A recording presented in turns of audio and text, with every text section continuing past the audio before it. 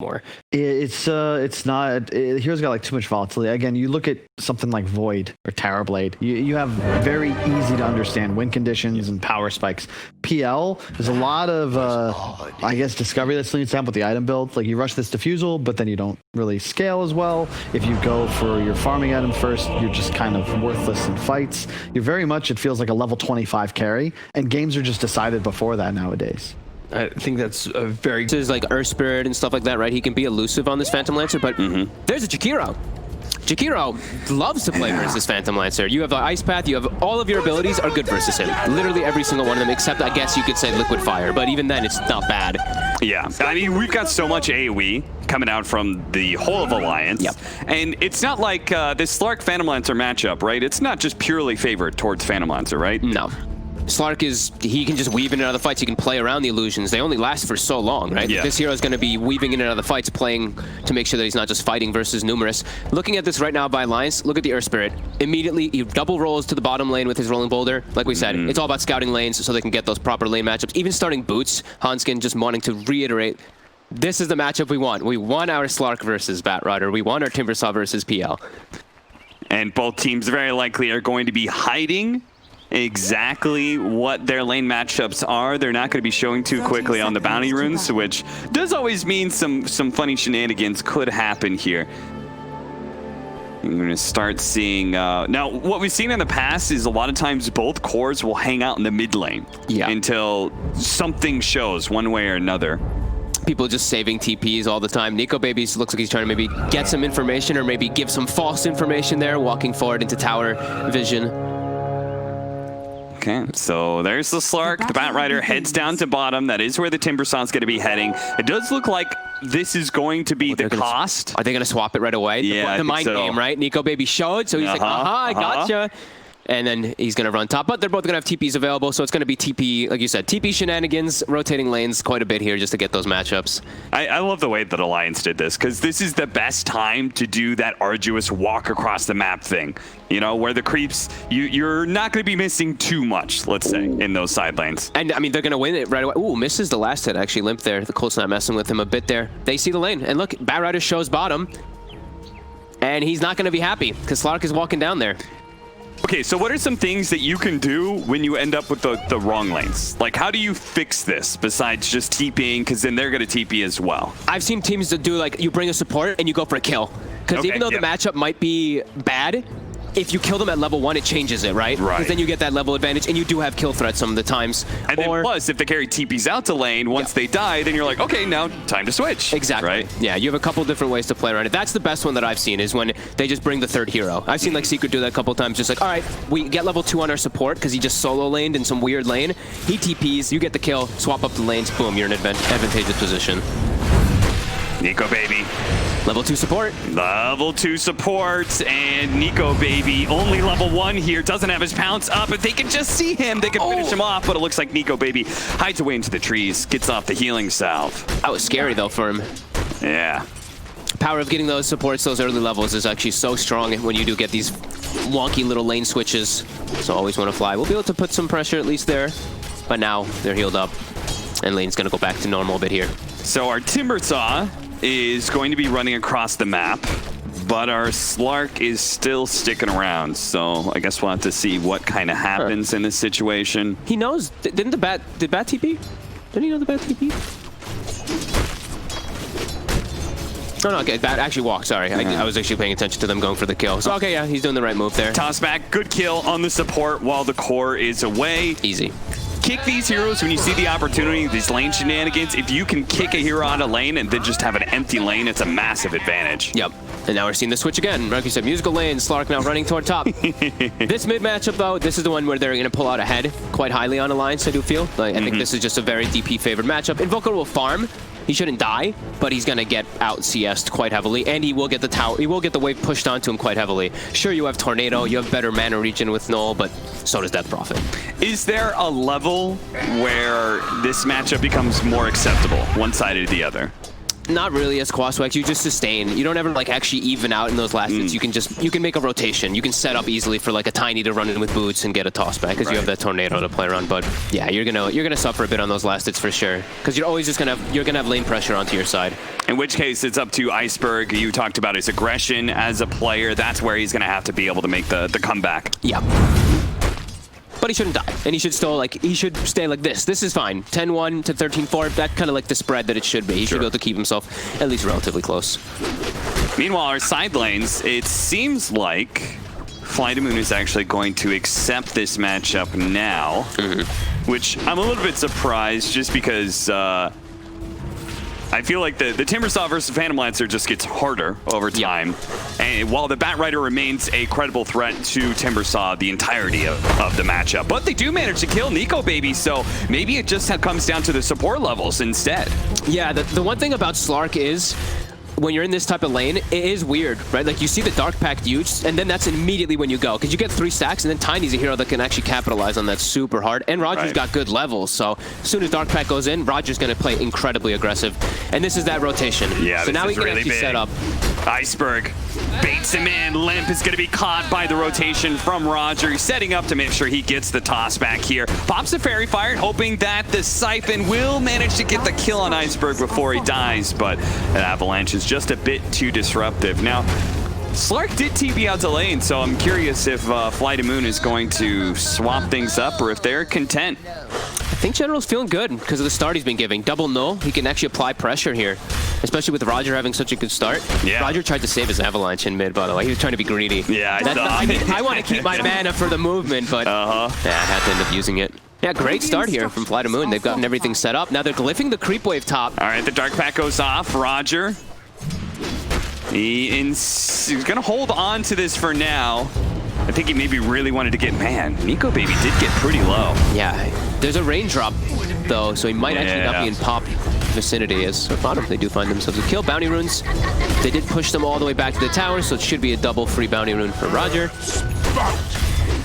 But you can see how much that damage. Like when the Batrider starts getting a lead over the Slark right at this beginning, it's not that bad. Just Dark Pact's not really that great. You're hurting yourself a little bit too while you. Yeah. It just kind of sets up a burst support to really feel good about going on you.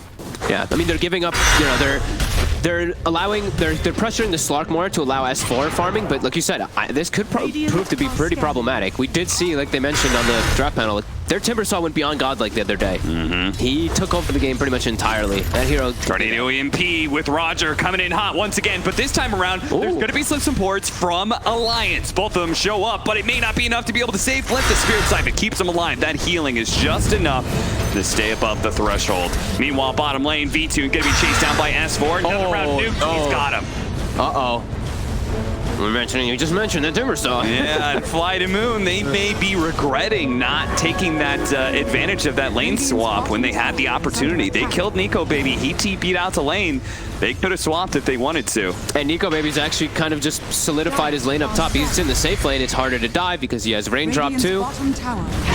See how FlyToMoon actually adjusts to this, as it does seem to be a little bit of a problem. The fact that Roger's having to do this much is scary, right? Look how much he's having to move. Moving all the way to bottom now to try to help. Good job. I always want to fly, saving himself a lot of damage. Still not enough, but with Roger coming in, they do have the damage to be able to bring down S4. That's a kill streak as well. So in a very weird way, Always Want to Fly's deaths does pay some dividends over to FlyToMoon. Yeah, I mean, this is, if you're playing the 4 position, right? Roger's like, hell yeah, dude, keep dying, give me that money. General still trying to chase down Nico Baby. This very clutch time, man, he was so close to level 6 too. I realized we always call him Nico Baby instead of just calling him Nico. I feel like for some names we do shorten them, but for him, with their drafts. Is Klink's Enchantress dead since they changed the Enchantress? It's like 400 less HP, right? It's like 700 less, I think, right? It's like, really? Yeah, it went from 1200 to 500, I think it is, or something. Like insane how much plus. And dude, but EG played it yesterday twice. Yeah. We were confused by why they did that, but I mean, it feels like it's pretty dead. I didn't feel Klink's doing much of anything in those games, but could be wrong. TP coming in from General. They're going to try and kill S4. He just died recently, so this would be a massive kill if they can get it, especially with Roger set up there. It's a guaranteed kill. Yep. So S4 is going to have to do that long walk And in fact, FNG, he completes his TP and General's like, okay, I didn't use my lasso, so It's a freebie. might as well put it to work here. FNG, they're going to have to dive for this kill, and the TP's coming in from the Death Prophet. Another late one that's probably not going to result in a whole lot for Alliance. Nice moves there by General. Just getting right out of the top lane. He knows he can't pressure the Slark anymore. Swift TP. S4 actually just picked up the cloak. I thought maybe, I was like, oh shit, is the cloak actually going to change something here? But not too much damage. But yeah, they always will have those kill methods because of that Batrider versus Timbersaw until he starts getting more items. Once he starts getting his hood and his eagles to play around, it's going to be a lot more difficult. But yeah, perfect move by General and Roger so far in this game. They've played this early game to the T. Yeah, they've looking really good at the very top of the net worth board. There is this Invoker who's a bit farther behind right now. He's just been a part of kills, but I'm not sure if he's even gotten a last hit on one. Yeah. Kind of nature of the matchup. Even though he got help, right? Even though Roger came and helped him twice, he still ends up losing his tower, and he's still at a deficit in the lane. That's just Death Prophet versus Invoker things. Radiant structures are fortified. I love this little radiant, this little tower thing, by the way. You get to see the exact HP points on all of them. Yeah, pretty cool. Nice. And now we're seeing S4. The pressure begins.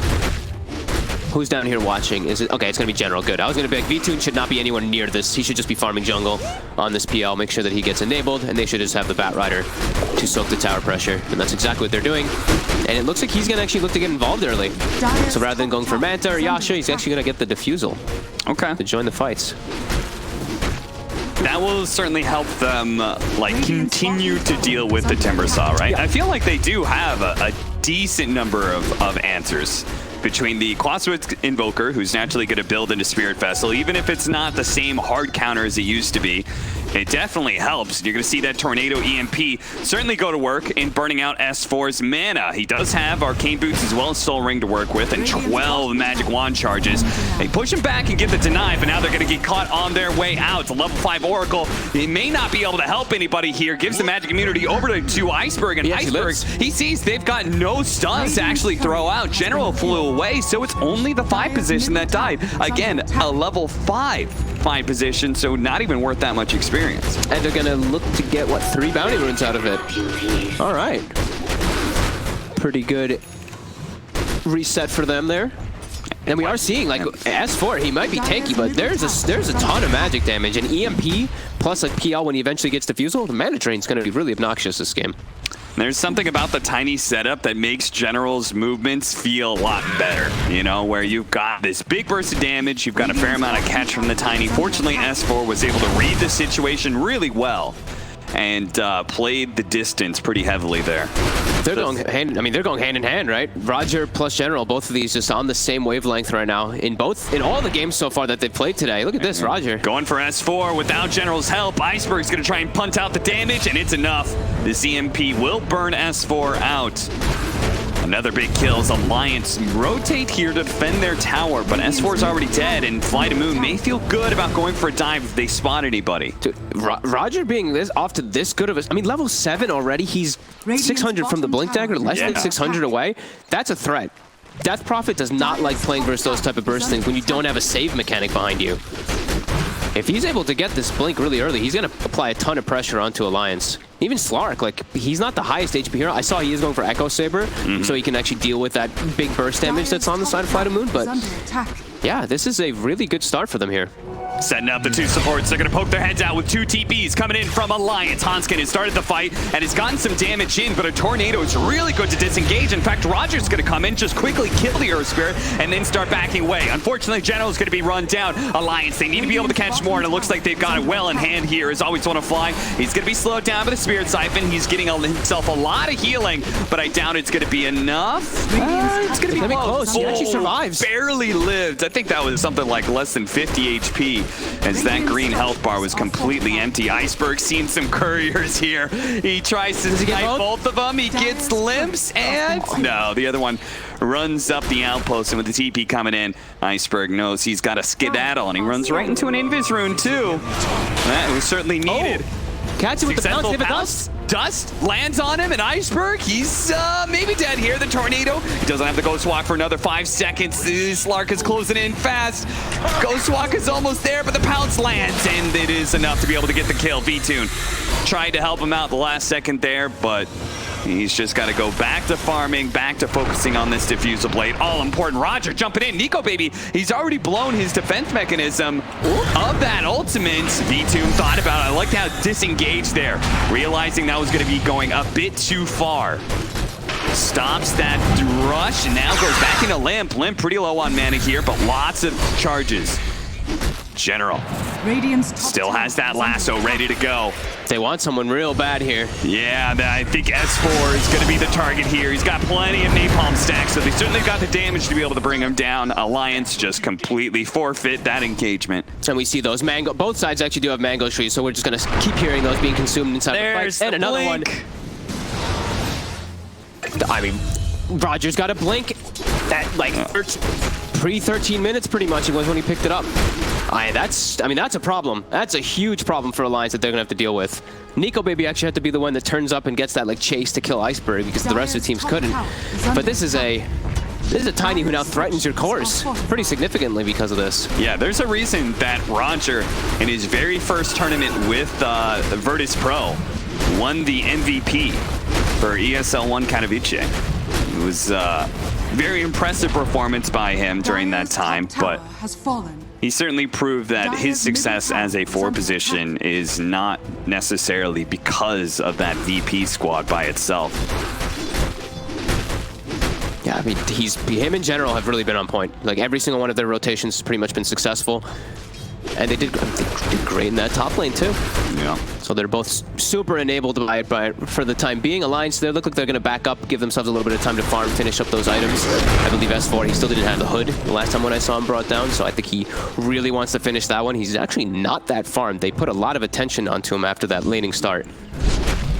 I like this Force Staff. Initially, I was like, but Blink, like, it's so good, potentially, getting this fast jump, but Force Staff has a ton of value in this game. Yeah. Versus that Slark in particular, versus Ice Path. Yeah, a lot of different reasons. S4 just continuing to suffer every time he shows his face. I like the fact that Flight of Moon, we keep on seeing them, they don't go too kill crazy. No. You know, they see an opportunity, they throw out their damage, and if it's not enough, okay, it's not enough. They don't try and dive in too deep and throw away this advantage they built for themselves, which is currently sitting at 3,000 net worth. Yeah, I mean, especially when you have like V-Tune is probably telling them as well. He's probably like, guys, I'm full-blown free farming. Yeah, like I had a little bit of a rough start in the lane because I died the one time, but I'm zooming up there, and I went for a fighting build. I went for a diffusal blade, and I'm able to just free farm. Limp's still not having his Yule Scepter either, so I mean, he just doesn't have good survivability at all. Do you think there's scary? Do you think there's a part of him that regrets going that fighting build now, like because his team has been so successful without him? Maybe a tiny bit. It still doesn't feel bad to ever have it, right? On a PL, it's like, whatever. If you find a support solo farming somewhere, you're going to kill them every single time. And it's not like a terrible farming item. It still has good agi. Radiant's bottom tower. And certainly added insurance for the around that 20-25 minute mark, especially since Nico Baby is going to be going for a fighting build himself with the EKB pickup. Oh, look at that. That just shows how much he feels threatened by this super heavy magic damage lineup of Flight of Moon. They're not going to be having a Veil, though. That's something I always do like to see when I see such a heavy magic damage lineup, is trying to pick one up. But, I mean, Roger could, but maybe wants to get his own type of, like, defensive item, like a Force Staff at some point, too. Yeah, it always feels like a shame when just, like, the natural buildup of all these heroes, just none of them can really fit it in. Might be worth, I mean, even like, I can't say Oracle. He'll never be in position to do it. It would have to be the Tiny, but he probably wants Force for the Slark. Smoke revealed. Hanskin. Another situation, your smoke break. Like, you feel like I see a lot of teams we smoked for this. Like, we got to get something, right? Their smoke breaks and they don't blindly blink in or something, you know? They're just like, okay, that's fine. Like, we don't know what this situation could be. And in fact, they would be fighting under a ward if they blinked in like that. So good of them just to disengage for now. Yeah, good discipline. Here they're trying to force some reaction, trying to get this middle tower. Alliance. They have a good D push with S4, but he does have to be a little wary of his positioning. as they do have that Blink Tiny and that Batrider. They have a lot of different ways to reposition people. Oh, nice initiation on V2. They're going to try and blow him up, but there is the Oracle save from behind. Now, they're going to try and reset off of that. V2 actually thinking he can go back. He's going to be caught by the pounce. Silence up as well, and he's going to get popped like that. Oh, he could have gotten out, but instead he gets punished, and Fly to Moon, their discipline, it finally breaks, and they get caught in a nasty situation. Always want to Fly, going to go for the TP out here, but the pounce is there from Nico, baby. 3,000 net worth lead, all gone off of one team fight. Oof, and it gives the Surf Spirit now a full veil, and they hold their tower. Everything just super beneficial. Probably just going to start picking up that 5-man and start trying to pressure down some. Maybe they can get a tier 2 tower before 30 minutes and take that outpost. Yeah. And we see like these type of fights are actually pretty huge for the supports, in my opinion. Their levels are very important versus the PL. Like more levels of Ice Path, which I think he probably almost has maxed out now, is massive. Like you're going to be that control factor. You are the control factor in your team versus the PL. So that's definitely big that they all survive. They all clean up that fight. Hell, even a second level of Macro Pyre, which traditionally was kind of like, oh, whatever, Macro Pyre. But now that they have the stickiness of the damage in there, like it actually does make quite a big difference. Oh, definitely. And this is all because you complimented how disciplined they were, Cap. I really screwed them up. You know what's funny? They were just like, they look so warmed up from that series too. I was like, man, Fly to Moon's coming to play right now.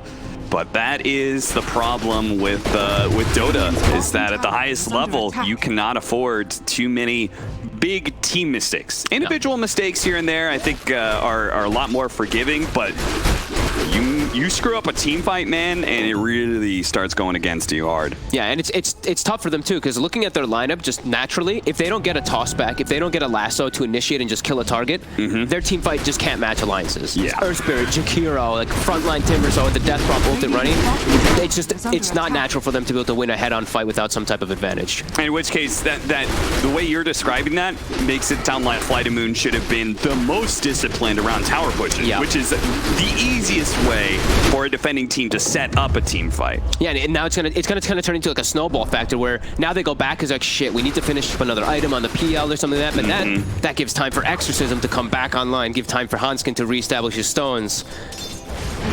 General maybe could have grabbed Hanskin there, but most of his team wasn't there just yet. Now Roger's here now. Is under attack. They're gonna try and slow down S4, but scary high ground.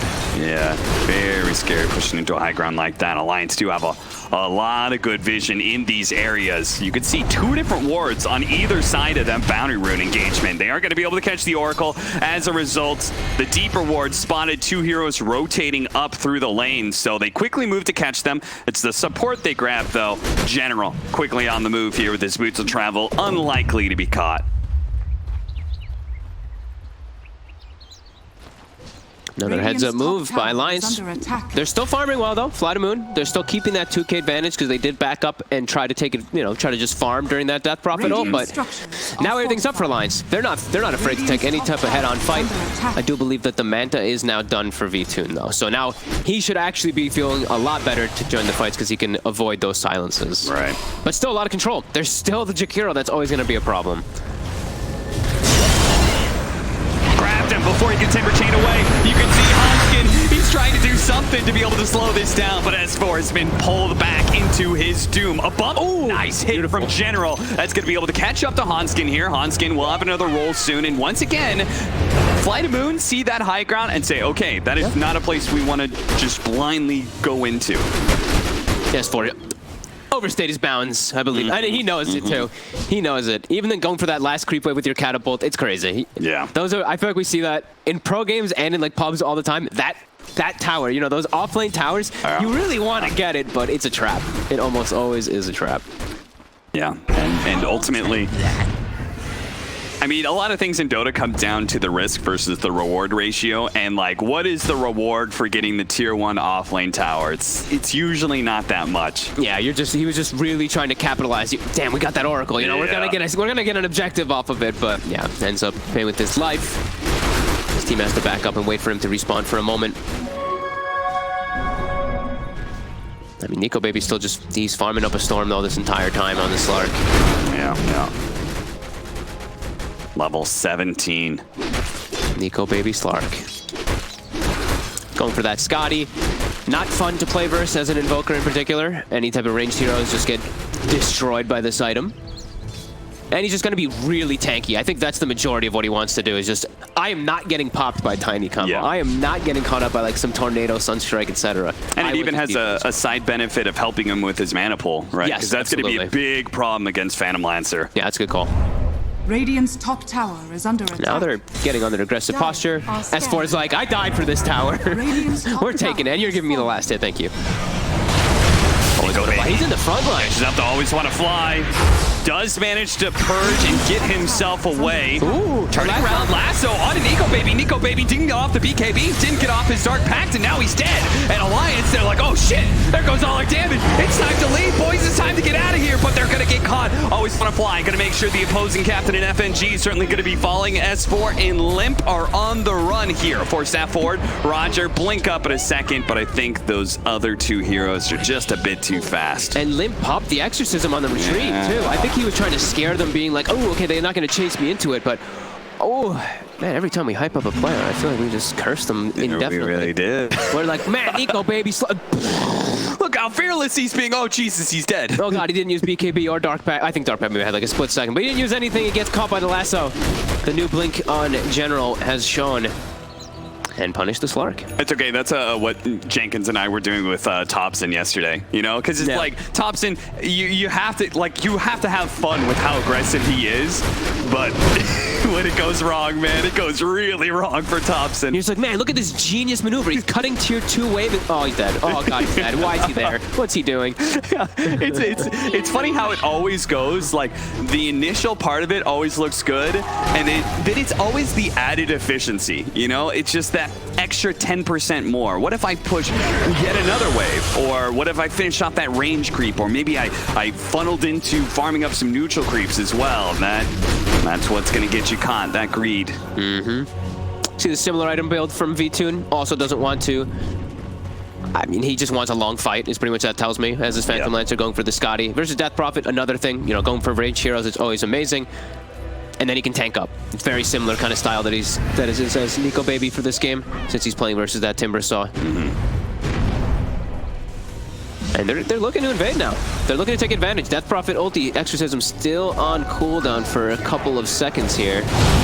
FNG, they're going to be able to catch up to him. Flank break on the two of them. Nico Baby commits his BKB to going on Iceberg, but Iceberg, he already has a BKB of his own. Quickly deals with that pounce, and is able to play a bit of distance away from Nico Baby, just drawing him away, tornadoing up the other side of Alliance, and getting the rest of Flight of Moon. Well, almost everybody back to the high ground. General's the only one who's a little bit separated from his team. Nico Baby saw him for a second there with the night vision, but don't know if they're going to be able to catch him. He's hiding in the woods, and he'll be fine. So that was a death and a buyback for FNG, and Flight of Moon, they didn't really lose anything for that. Nope, just the BKB charge, I guess, on the Invoker. That's about it. Yeah, and if worth it. Personally, I would trade my BKB charge for the Slarks every team fight, right? Yep. Definitely.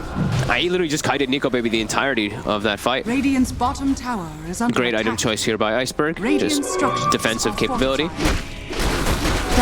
One small thing we haven't talked about with the Scotty is the health restoration effect that it has now.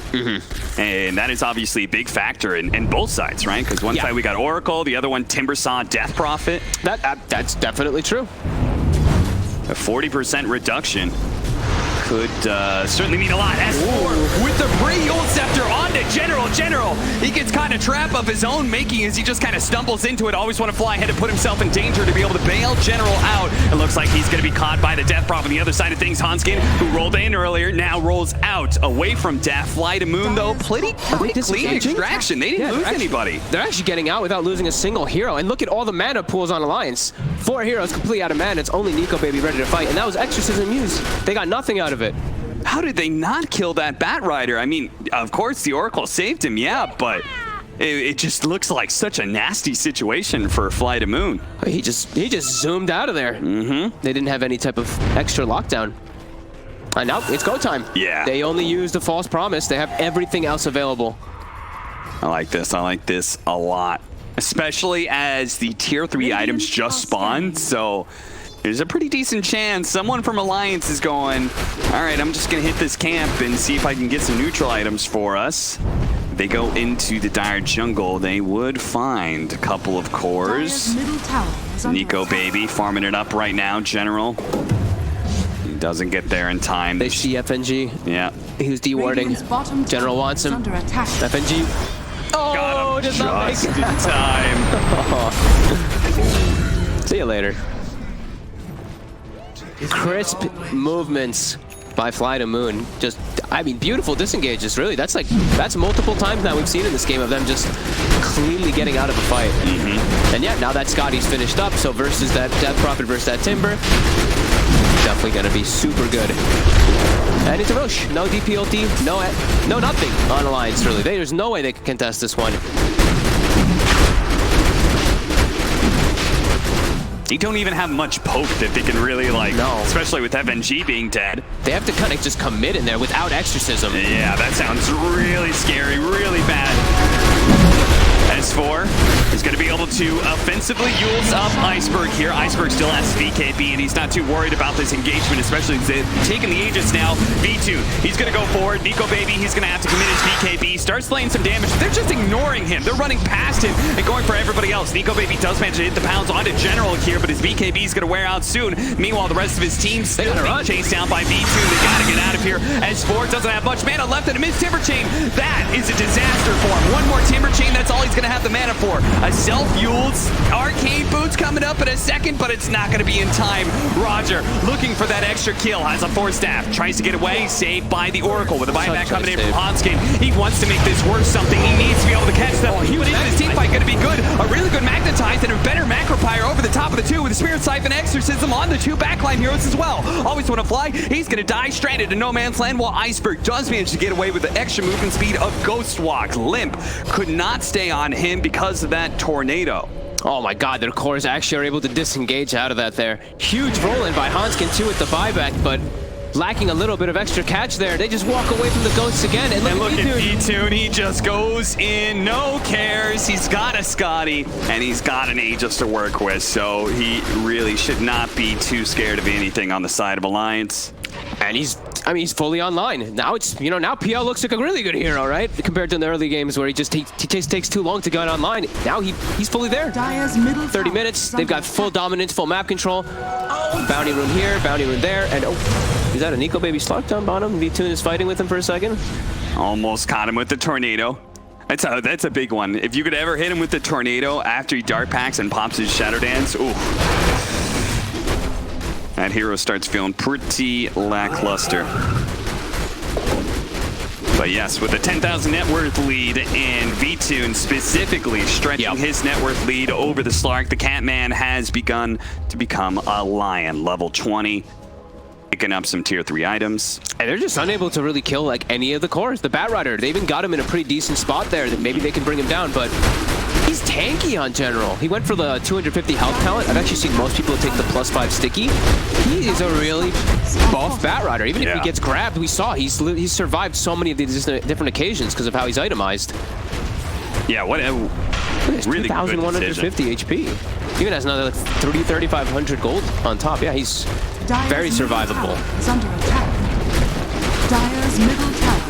One point that seems to be really missing for Alliance is their ability to get on top of this Oracle. How many times does Always Want to Fly? Like, he's actually been out of position, but they still can't actually get on him, kill him, and prevent him from casting all those spells. Yeah, and the panel was mentioning there's a lot of different ways for Alliance to actually get on him. With the Slark giving the night vision, Timbersaw able to jump in the back, or Spirit too. You'd think that they would be able to, but not so much here. Yeah, just been struggling to find the right kind of movements and around the map. I don't know what it is, but And they're just fighting. They're fighting way better, and that's surprising. Like Alliance's, their team fight is super strong, but Fly to Moon is just playing around them. They're always finding the perfect engagement and disengage. And now look at this, another perfect engage.